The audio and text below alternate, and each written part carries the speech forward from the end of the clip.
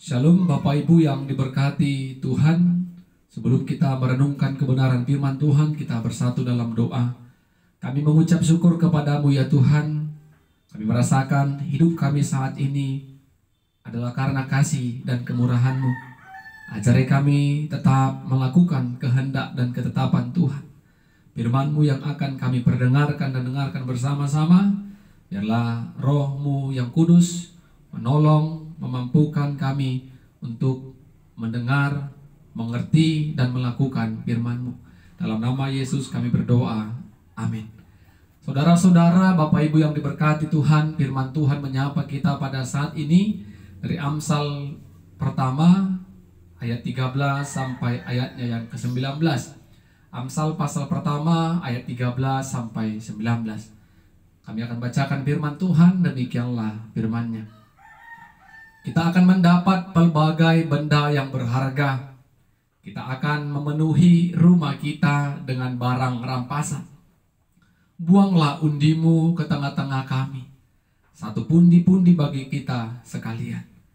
Hai anakku, janganlah engkau menurut tingkah laku mereka. Tahanlah kakimu daripada jalan mereka, karena kaki mereka lari menuju kejahatan dan bergegas-gegas untuk menumpahkan darah. Sebab percumalah jaring dibentangkan di depan mata segala yang bersayap, padahal mereka menghadang darahnya sendiri dan mengintai nyawanya sendiri. Demikianlah pengalaman setiap orang yang loba akan keuntungan gelap, yang mengambil nyawa orang yang mempunyainya. Amin. Saudara-saudara, Bapak Ibu yang diberkati Tuhan, tema kebenaran firman Tuhan bagi kita pada saat ini, nasihat membawa kita kepada kehidupan yang baik. Nasihat membawa kita kepada kehidupan yang baik. Pada umumnya, saudara-saudara, tidak ada orang tua yang tidak memberikan nasihat kepada setiap anak-anak yang Tuhan karuniakan dalam rumah tangga kita masing-masing. Orang tua selalu memberikan nasihat yang baik, mulai dia bisa mendengar, mulai dia bisa berbicara, bertindak, dan berperilaku. Pasti orang tua itu akan memberikan banyak nasihat.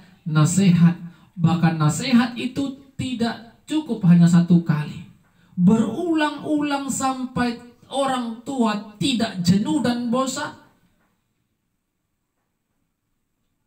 Karena apa nasihat itu disampaikan mulai anak usia kecil, usia dini, agar nasihat itulah yang dia ingat, agar nasihat itulah yang membentuk dia menjadi pribadi yang baik, membentuk karakternya agar mendengarkan hal-hal yang baik.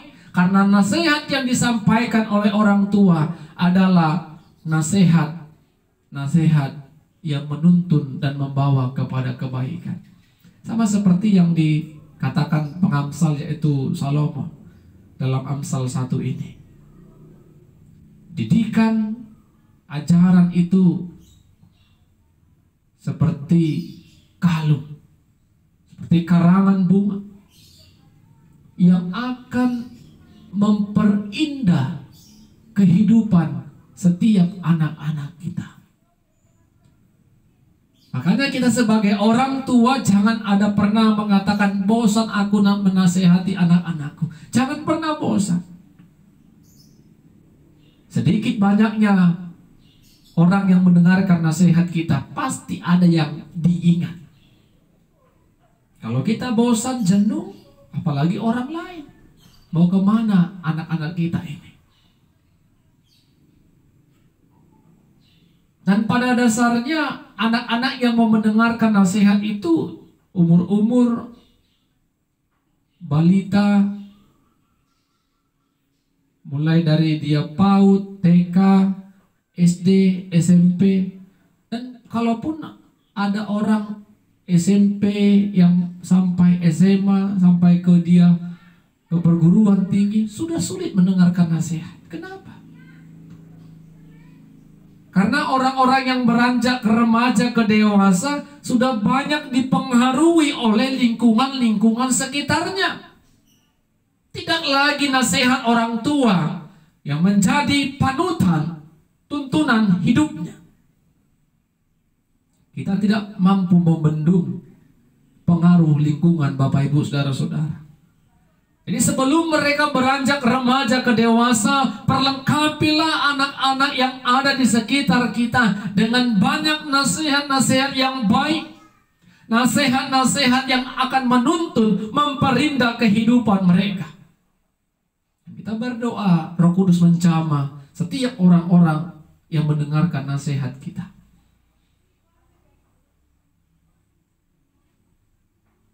Karena orang yang tidak mau mendengarkan nasihat, orang-orang yang tidak mau tunduk pada nasihat, akan berujung kepada ketidakbaikan. Orang-orang yang mau mendengarkan nasihat adalah orang-orang yang mau menjalani hidupnya tahap demi tahap sampai dia merasakan keberhasilan. Berbeda dengan orang yang tidak mendengarkan nasihat. Dia mau sukses tapi tidak mau mengikuti proses. Dia mau kaya tapi merampas hak orang lain. Itu dikatakan pengamsal. Jadi keberhasilannya, kesuksesannya semakin menjerat hidupnya, dan tentu itu akan membawa dia jatuh terjerumus ke dalam dosa.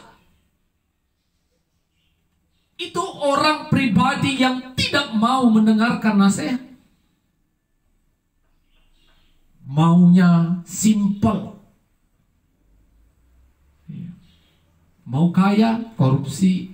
Mau kaya, rampas hak orang lain. Berbeda dengan orang yang mendengarkan nasihat. Keberhasilannya, kesuksesannya itu dia kerjakan mulai dari nol. Dia dengarkan penderitaan, pergumulan dia terus hadapi dan jalani demi kesuksesan, demi impian yang dia impikan dalam kehidupannya. Makanya pengamsal katakan, hai anakku, jangan tiru langkah mereka. Jangan ikuti jejak mereka. Dan itu yang mau kita kerjakan. Apakah kita mau mengikuti jejak mereka yang tidak melakukan kebenaran Tuhan? Karena kita akan rakus akan harta dunia. Kita memenuhi nafsu dunia kita, keinginan daging kita. Sehingga kita tidak lagi mendengarkan orang yang pernah memberikan kita nasihat. Kalau jadi pemimpin, begini ya. Kalau jadi pemimpin, melayani ya. Mungkin nasihat banyak kepada orang-orang yang sudah merasakan keberhasilan. Tetapi terkadang kita tidak mampu melawan keinginan daging kita ini. Sehingga nasihat-nasihat yang pernah terucap, terdengar oleh telinga kita, itu tidak kita anggap menjadi pengingat bagi kita ketika kita hidup menjalani hari-hari ini.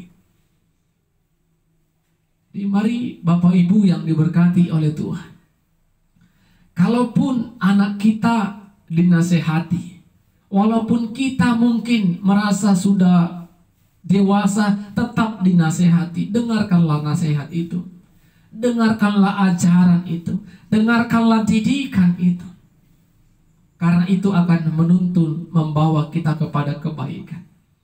Jangan keraskan hati untuk tidak mendengarkan orang lain, ajaran, didikan, atau nasihat orang lain, karena kalau kita mengeraskan hati, kita tidak siap dibentuk.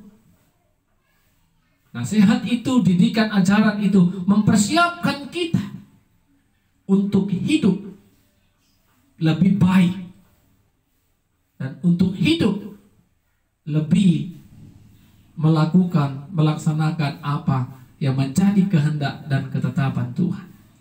Mari Bapak Ibu yang diberkati Tuhan, orang-orang yang tidak hidup dalam nasihat, tentu hidup mereka akan hidup dengan suka-suka. Namanya tidak ada lagi rambu-rambu. Semau gue. Berbeda dengan kita yang mendengarkan didikan, ajaran dan nasihat. Hidup tetap. Walaupun dia lambat mencapai keberhasilan itu, tetapi keberhasilan itu dia peroleh dengan perjuangan dan kerja keras. Dan tentunya di balik perjuangan kerja kerasnya itu ada tangan Tuhan yang menghantarkan dia sampai ke titik keberhasilan. Amin. Kita berdoa.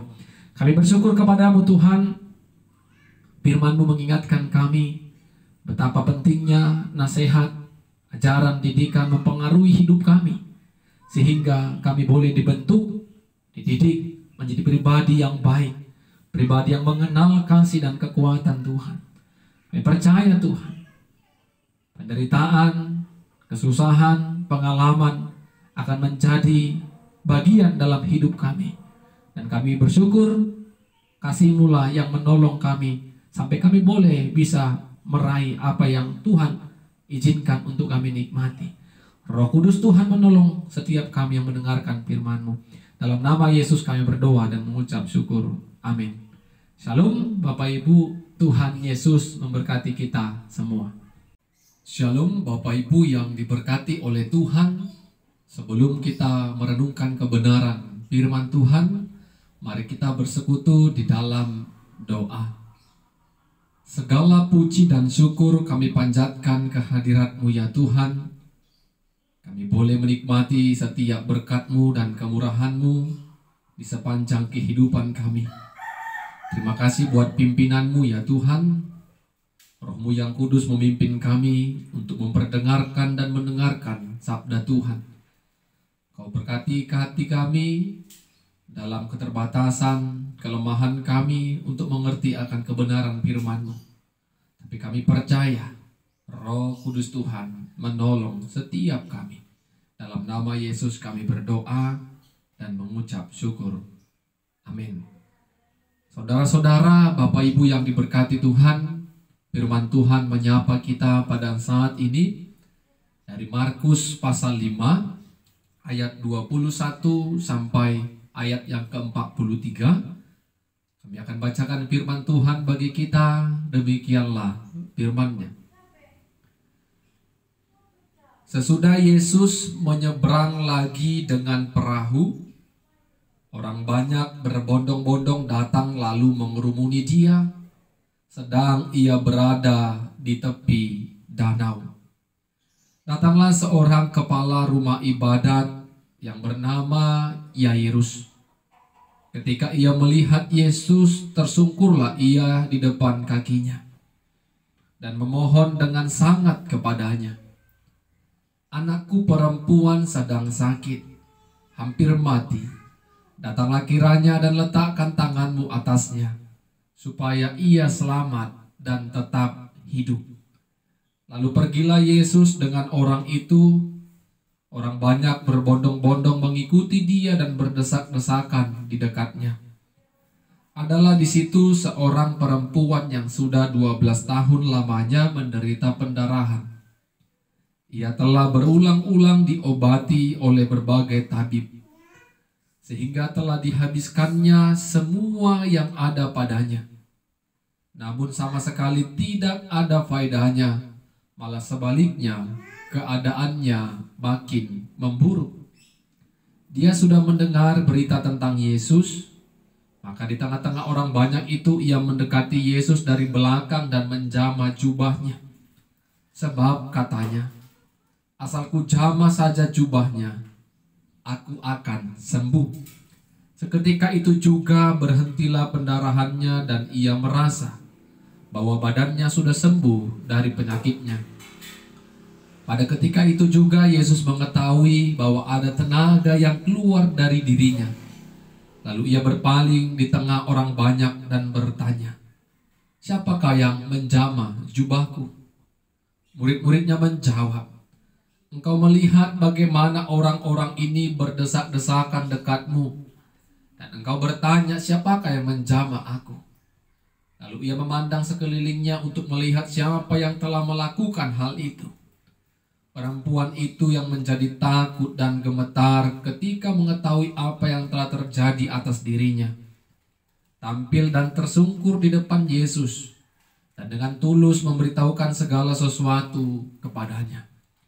Maka katanya kepada perempuan itu, "Hai anakku, imanmu telah menyelamatkan engkau, pergilah dengan selamat dan sembuhlah dari penyakitmu." Ketika Yesus masih berbicara, datanglah orang dari keluarga kepala rumah ibadat itu dan berkata, "Anakmu sudah mati. Apa perlunya lagi engkau menyusahkan guru?" Tetapi Yesus tidak menghiraukan perkataan mereka dan berkata kepada kepala rumah ibadat, "Jangan takut, percaya saja." Lalu Yesus tidak memperbolehkan seorang pun ikut serta kecuali Petrus, Yakobus dan Yohanes, saudara Yakobus.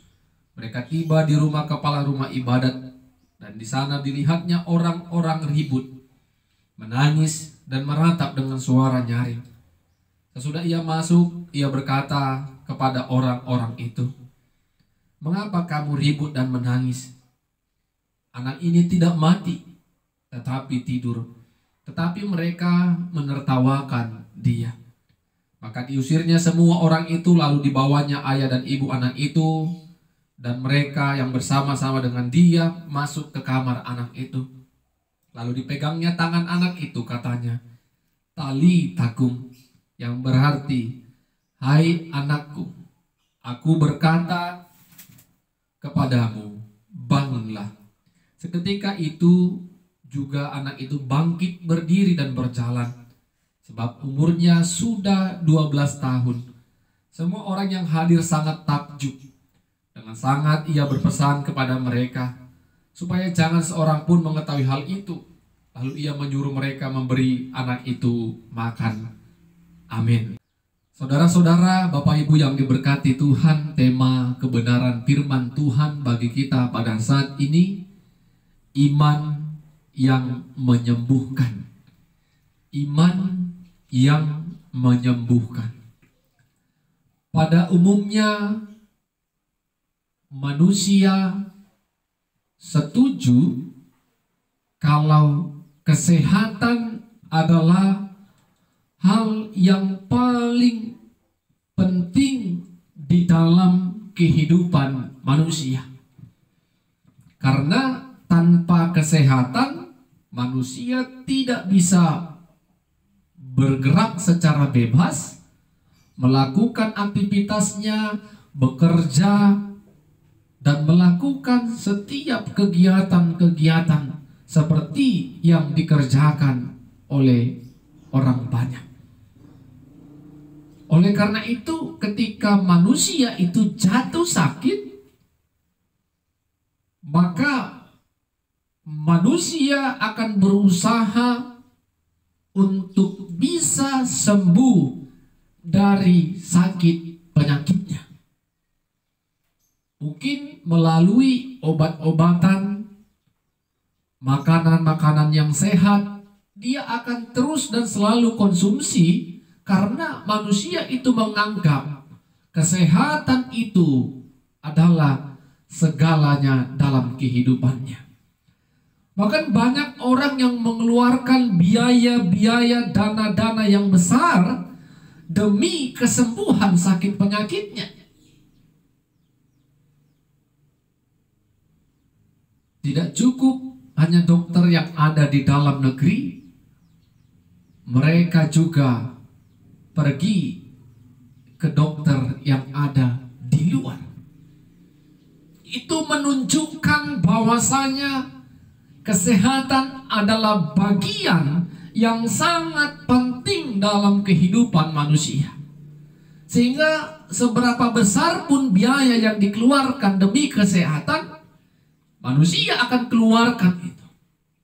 Makanya kalau kita melihat Bapak Ibu, di dalam rumah sakit tidak ada orang yang miskin. Karena apa? segala obat-obatan, segala yang dibutuhkan perawatan, pasien akan dipenuhi oleh keluarga. Tidak tahu dari mana caranya, yang penting harus dapat uang. Kecil, besar, yang penting pasien yang ada di rumah sakit bisa sembuh dan segera pulang. Itulah yang terjadi pada kebenaran firman Tuhan pada saat ini. Yang pertama, anak dari kepala rumah ibadat. Kepala rumah ibadat itu bernama Yairus. Dia memiliki pergumulan di mana anak perempuannya sakit. Yairus bersaksi sakitnya hampir membawa kepada kematian. Tentu sebagai orang yang terpandang, pasti kepala rumah ibadat itu sudah mengupayakan kesembuhan putrinya. Mungkin sudah dibawa ke tabib, tetapi tak kunjung sembuh. Mungkin sudah memakan obat, tetapi tak kunjung sembuh.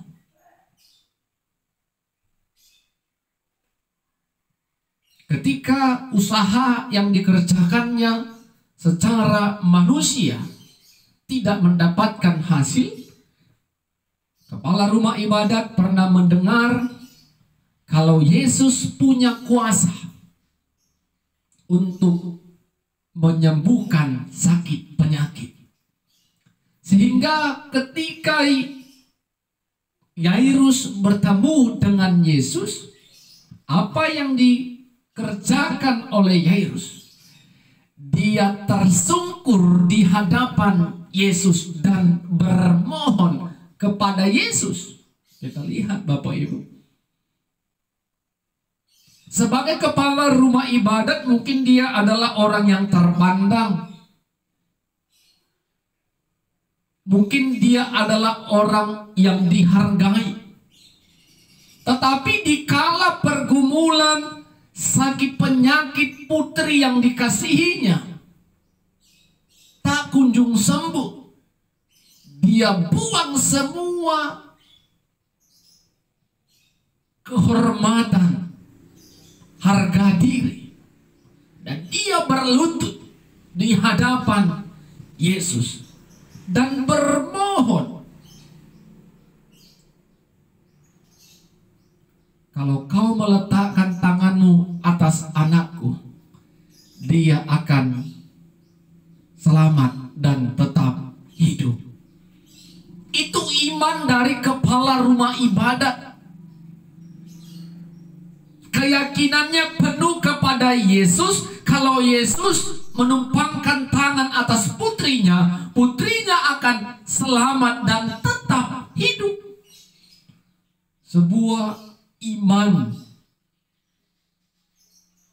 Sehingga iman itulah yang mendorong dia untuk tersungkur berlutut di hadapan Yesus dengan mengharapkan belas kasihan Yesus. Bapak Ibu yang diberkati Tuhan, tentu ketika apa yang dialami Yairus ini datang menimpa kita, menghampiri kita, kita tidak lagi malu. Kepada siapa kita harus bermohon, kepada siapa kita harus minta tolong. Yang terpenting kita bisa keluar dari pergumulan dan masalah kita. Mungkin orang yang punya jabatan tinggi pun dia harus turun ke bawah. Dia yang punya harta melimpah pun harus turun ke bawah, meminta pertolongan kepada orang yang biasa. Kita lihat Yesus merespon dengan baik permohonan dari kepala rumah ibadat itu.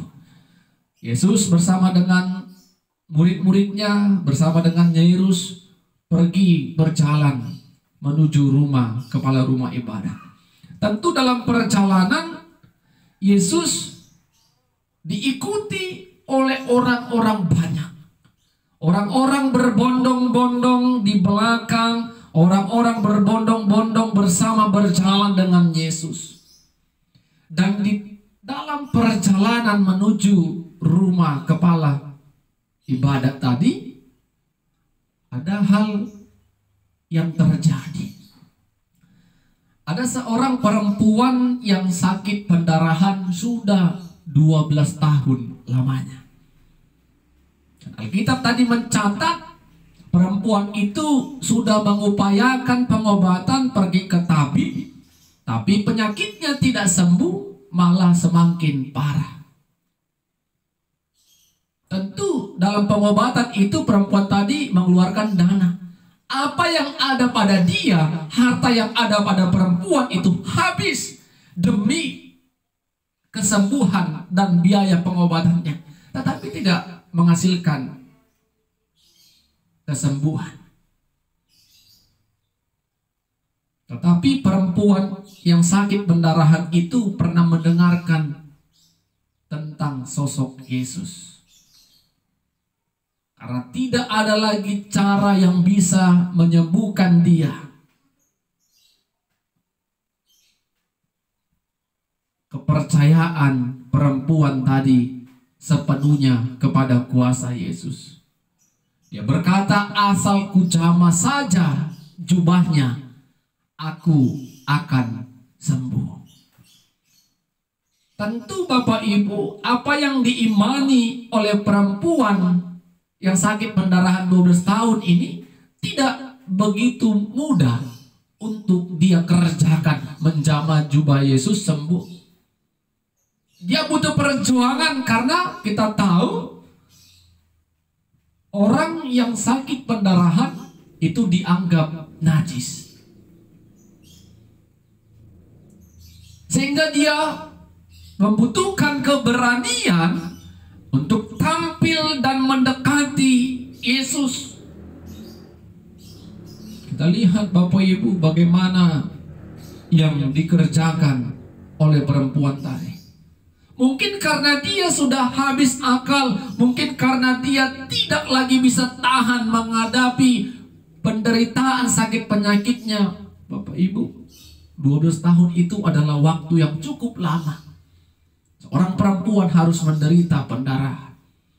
Sehingga itu yang mendorong dia untuk berani dan menyatakan, kalau ku jamah saja jubahnya, aku akan sembuh. Ketika Yesus lewat melintas, dia pegang jubah Yesus. Dan pada akhirnya ketika dia sudah selesai memegang jubah Yesus, pada saat itu jugalah dia merasakan sakit penyakitnya sudah sembuh. Lihat Bapak Ibu, imannya yang mengatakan asal ku jamah saja sembuh, ketika dia sudah jamah, seketika itu juga dia merasakan, mendapatkan kesembuhan. Itulah hasil dari iman dan kepercayaannya kepada kuasa Yesus. Tentu ketika Yesus merasakan ada seperti kekuatan yang keluar dari dirinya, dia bertanya kepada murid-muridnya, siapa yang telah memegang jubahku? Tentu murid-murid kesal kepada pertanyaan Yesus. Bagaimana kami tahu begitu banyak orang yang mengikuti engkau, yang berdekatan dengan engkau, engkau bertanya siapa yang menjamah jubahku? Yesus memperhatikan orang-orang yang ada di sekitar itu. Dan karena perempuan tadi gentar dan takut karena apa yang dialami dan dirasakannya secara spontan, dia datang tersungkur kepada Kristus. Dia datang dan menceritakan dengan tulus apa yang telah dia rasakan melalui Kristus Yesus. Yesus katakan, hai anakku, pergilah, sakitmu telah sembuh. Lihat Bapak Ibu, iman dari perempuan yang sakit pendarahan tadi menghasilkan kesembuhan. Seperti tema kita, iman yang menyembuhkan. Cerita ini berlanjut. Yesus kembali melakukan apa yang menjadi permohonan kepala rumah ibadat tadi. Dia meninggalkan perempuan itu dan dia melanjutkan perjalanannya menuju rumah kepala rumah ibadat. Ketika mau sampai ke rumah kepala rumah ibadat, keluarga kepala rumah ibadat itu berkata, "Anakmu sudah mati. Untuk apa kau susahkan guru ini?" Mendengar itu tentu secara manusia, Yairus akan merasa kecewa karena perjuangannya bertemu dengan Yesus, harapannya Yesus datang ke rumahnya akan menjadi sia-sia. Tetapi Yesus menghiraukan kabar itu, berita itu, dan Yesus berkata kepada Yairus, "Jangan takut, percaya saja." Sehingga perkataan itu kembali menguatkan, meyakinkan Yairus kalau putrinya akan tetap dalam kebaikan, putrinya akan tetap hidup dengan selamat. Yesus datang dan semua orang di rumah itu menangis, meratap. Yesus berkata kepada mereka yang ada pada saat itu, "Anak ini sedang tidur." Maka apa kata respon orang, Bapak Ibu? Mereka menertawakan Yesus, tentu. Tapi Yesus masuk ke kamar anak itu bersama dengan beberapa murid dan kedua orang tuanya, mengatakan kepada anak itu, "Talita kum." "Hai anakku, bangunlah." Seketika itu anak itu bangun. Lihat Bapak Ibu, iman kepala rumah ibadat itu menghasilkan kesembuhan atau keselamatan hidup dari putri Yairus. Sungguh luar biasa. Yairus harus menunggu waktu untuk merasakan mujizat dan kesembuhan. Berbeda dengan perempuan tadi, dia langsung merasakan kesembuhan. Tetapi Yairus dia harus berjalan di tengah jalan. Ada peristiwa Yesus mengadakan mujizat kepada perempuan dan melanjutkan berita anaknya sudah mati, dan pada akhirnya Yesus meletakkan tangan atas anak itu dan anak itu kembali hidup dan sembuh dari sakitnya. Yairus menanti, menunggu kasih Yesus itu dengan taat dan kepercayaan. Karena dari awal dia percaya kalau Yesus menjamah meletakkan tangan atas anaknya itu, anaknya akan tetap hidup dan selamat. Itu keyakinan awalnya. Sehingga ketika Yesus meletakkan tangannya dan berkata kepada anak itu, keyakinan itu semakin sempurna dan pada akhirnya anak itu sembuh dan bisa berjalan. Bapak Ibu yang diberkati Tuhan, dua mujizat yang dikerjakan Yesus melalui kebenaran firman Tuhan saat ini, semua itu adalah hasil dari iman, kepercayaan kepada kuasa Yesus.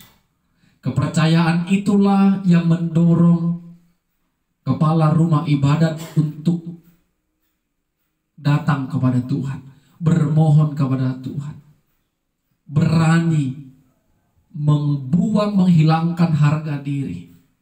Begitu juga dengan perempuan tadi, dia berani tampil walaupun orang menganggap dia najis, tapi imannya yakin, ku jamah saja jubahnya, aku akan sembuh. Bapak Ibu yang diberkati Tuhan, apa yang mau kita renungkan dari firman Tuhan saat ini? Yang pertama, datanglah kepada Tuhan dikala kita memiliki pergumulan hidup. Jangan pernah andalkan kekuatan dunia, baik itu harta, kekuatan dunia, baik itu hal-hal yang bisa menjaga kesehatan, menjamin keselamatan melalui jimat-jimat. Jangan pernah mengandalkan jabatanmu, pangkatmu, status sosialmu mungkin yang tinggi. Itu tidak akan dapat mengatasi masalah hidup kita. Tetapi ketika kita datang kepada Tuhan, bermohon dan punya keyakinan dan pengharapan kalau Tuhan akan menolong kita, maka kasih Tuhan akan menyertai perjalanan pergumulan hidup kita. Yang kedua, sakit penyakit dan nyawa hidup manusia itu ada di bawah tangan kuasa Tuhan. Untuk itu kita harus imani Bapak Ibu yang diberkati Tuhan. Apa yang kita alami, sakit yang kita rasakan, pergumulan yang kita rasakan, semua itu sepengetahuan dan seizin Tuhan. Kalau Tuhan memang izinkan sakit itu sembuh, maka tidak ada yang dapat menghalang-halanginya. Kalau Tuhan izinkan sakit penyakit itu sembuh, maka kesembuhan yang kita imani, yang berasal dari Tuhan, kita akan rasakan. Tetapi jangan pernah kita andalkan, aku pernah pergi ke dokter yang terkenal, dokter spesialis, untuk apa lagi berdoa, itu salah. Pertama kita harus datang berdoa, meminta kepada Tuhan. Meminta, itu yang dikatakan Yesus. Mintalah, carilah, ketuklah. Kita harus datang meminta terlebih dahulu kepada Tuhan. Meminta hikmat, kemana kita akan melangkah untuk membawa kita kepada orang yang bisa menyembuhkan kita. Kita meminta. Kita berusaha, dan Tuhan akan berikan itu. Tuhan akan bukakan jalan bagi setiap orang yang pertama datang meminta kepada Tuhan. Jangan takut Bapak Ibu. Ketika kita sudah percayakan Tuhan, aku sakit ini, sebutkan sakit penyakit kita kepada Tuhan. Tuhan, aku tidak punya biaya dana yang besar untuk sakit penyakitku ini. Tapi aku percaya apapun yang aku kerjakan, apapun yang aku makan, apapun yang aku minum, biarlah itu ada dalam kuasa Tuhan. Belajar untuk mengimani Bapak Ibu, sehingga kita yakin dan percaya kesembuhan yang kita harapkan boleh Tuhan nyatakan dalam hidup kita. Yang ketiga, sakit penyakit yang ada kita baca pada firman ini adalah gambaran pergumulan yang akan terus dihadapi oleh setiap manusia dan orang-orang percaya. Tentu karena itu adalah gambaran dari hidup orang percaya, kita harus bisa datang bersyukur kepada Tuhan, datang bermohon kepada Tuhan, datang dengan ketulusan menceritakan segala kebaikan dan kemurahan Tuhan. Agar ketika kita menderita, kita ditolong Tuhan, kita boleh saksikan itu dengan ketulusan. Jadi apapun ceritanya, manusia yang hidup pasti tidak terlepas dengan sakit penyakit. Manusia yang hidup tidak terlepas dari yang namanya penderitaan dan kesusahan. Firman Tuhan mengingatkan kita datang kepada Tuhan, bermohon kepada Tuhan, dan Tuhan tidak tinggal diam atas penderitaan kita. Amin. Kita berdoa. Kami mengucap syukur kepadamu ya Tuhan, buat firman-Mu yang sudah kami dengar. Biarlah Roh-Mu yang kudus menolong kami untuk melakukan firman-Mu. Dalam nama Yesus kami berdoa dan bersyukur. Amin. Salam Bapak Ibu, Tuhan Yesus memberkati kita semua.